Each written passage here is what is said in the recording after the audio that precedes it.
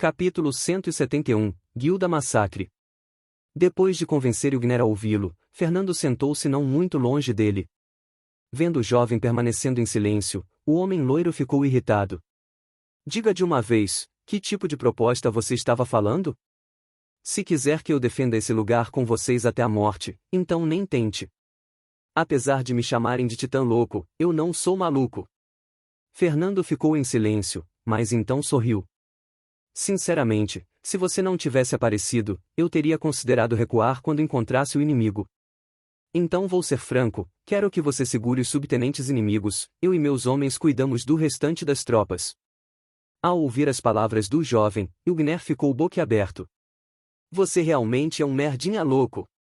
Eu não vou me envolver com isso. Você acha que eu sou imortal para lutar com 2 subtenentes?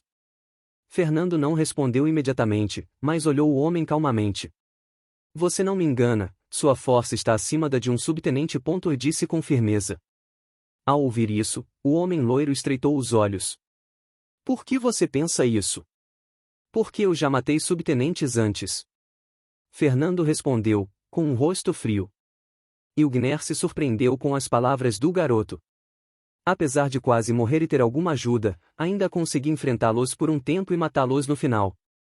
Mas quando penso em lutar com você, sinto que não teria chances. O homem loiro tinha uma expressão cheia de surpresa, estranheza e confusão. Mesmo que você esteja certo, o que eu ganharia ajudando vocês? Vocês são da cidade de Vento Amarelo, domínio dos Leões Dourados, eu não tenho nenhuma relação com essa legião. Ilgnir disse de forma antipática, sua aversão a legiões estava evidente. Você disse que a Guilda Massacre são seus inimigos, estou oferecendo a oportunidade de matar vários deles e ter sua vingança. Fernando falou, num tom calmo. Ha, garoto, você é muito ingênuo se pensa que pode manipular Ilgnir, o Grande. Você por acaso sabe quantas tropas eles têm? Quase 2.000 homens. Um pelotão não é nada para eles. Fernando ficou surpreso ao ouvir isso, de certa forma essa guilda era quase tão poderosa quanto uma guarnição, talvez até mais. Então vamos fazer um acordo, se me ajudar hoje, eu elimino essa guilda para você no futuro, o jovem cabo disse com um rosto inexpressivo. Ilgnir coçou o ouvido, pensando ter ouvido errado. Você o que? Eu disse que elimino essa guilda para você.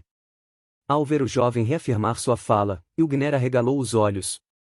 Você tá dizendo que vai eliminar a Guilda Massacre? Tá achando que eu sou retardado? Em sua opinião, esse jovem não batia bem de cabeça. Nesse momento, Fernando levantou a mão esquerda, mostrando 5 dedos. O que? Fazem 5 meses desde que cheguei a esse mundo. Desde então já matei muitas pessoas e coisas. Eu não posso garantir que vou viver até me tornar forte o suficiente para cumprir meu lado do acordo, mas se eu sobreviver, você pode me cobrar essa dívida. E disse cheio de confiança.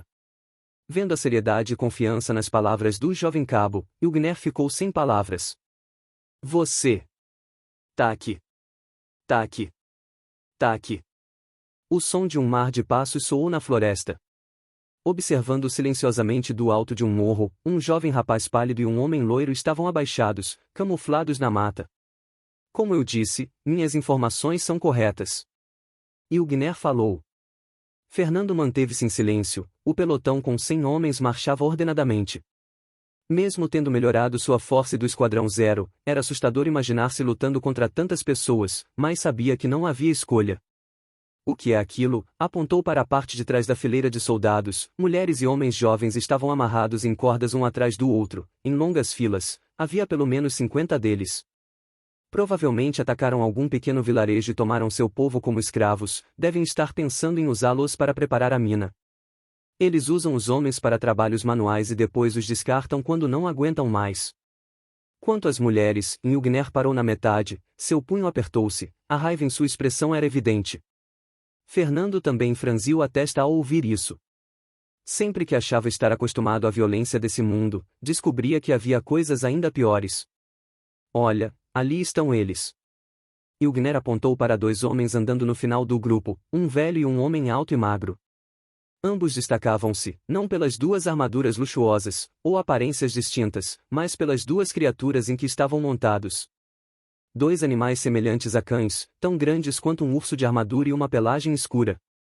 O que são aquelas coisas? Exclamou surpreso. Você não sabe nem isso? São cães negros, é um animal comumente usado como montaria por pessoas importantes. É uma fera rápida e forte que, se bem treinada, vai servir seu dono até a morte. Ilgner respondeu como se fosse óbvio. Fernando ficou intrigado com isso, não sabia que era possível domesticar feras e animais irracionais desse mundo, já que eram muito agressivos. E então, ainda vamos atacar a partir do ponto combinado? Ilgner falou num tom de sondagem, querendo saber se o rapaz ainda tinha coragem de antes depois de ver o mar de tropas. Vamos seguir com o planejado. Fernando respondeu num tom calmo, mesmo que estivesse nervoso internamente. Depois de ver que o jovem cabo permanecia firme em sua decisão, Ilgner assentiu. Ele estava verdadeiramente impressionado, qualquer outro teria pelo menos hesitado. Tendo confirmado a quantidade de tropas inimigas, ambos recuaram. Alguns minutos depois, Fernando estava parado no topo de um desfiladeiro no sopé da montanha. Esse era o local que Ilgner indicou ser melhor para fazer uma emboscada. Do seu ponto de vista, era realmente ideal. Após ver a quantidade de tropas com os próprios olhos, Fernando descartou a possibilidade de enfrentá-los de frente, seria suicídio. A partir da mina de cobre também não era viável, ela ficava no fundo de um barranco, seria impossível defendê-la e se recuassem para a mina em si, havia o risco de serem encurralados ou soterrados vivos. Foi então que pensou em mudar o terreno para se tornar mais favorável. Com esse caminho estreito entre desfiladeiros, podemos atacá-los de cima, será difícil para o inimigo acertar os magos e nossos arqueiros dessa altura a partir de baixo.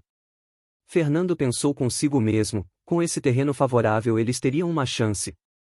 Mas nem tudo eram flores, sendo um local tão bom para emboscadas, obviamente o inimigo ficaria atento ao cruzar essa área. O barulho de passos e de pessoas soou na floresta silenciosa.